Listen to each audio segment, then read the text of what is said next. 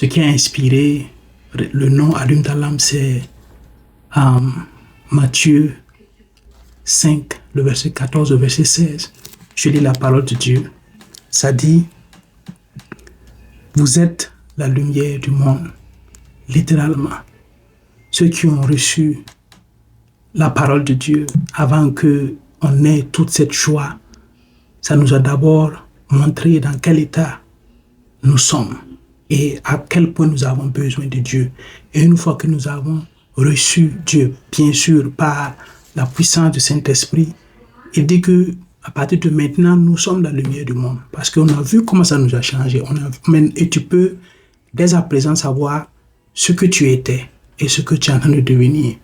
Parce que tu t'accroches à cette parole-là. Parce que ça a des promesses. Et les promesses, c'est que ça va nous transformer continuellement jusqu'à ce qu'on soit à l'image du Christ. Vous êtes la lumière du monde. Une ville située sur une montagne ne peut être cachée.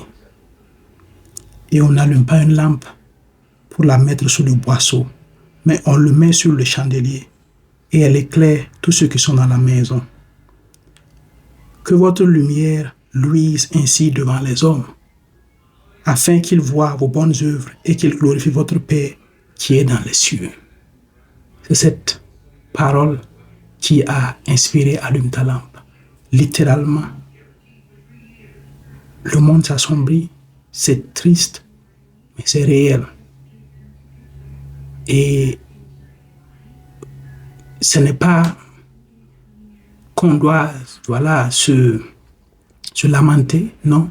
Parce que la parole de Dieu dit quelque part que ceux qui connaissent leur Dieu vont s'armer de courage et prendre position. Ce n'est pas que on doit avoir peur, on doit se morfondre, non. On doit encourager, continuer d'apporter cette bonne nouvelle-là à ceux qui en ont besoin.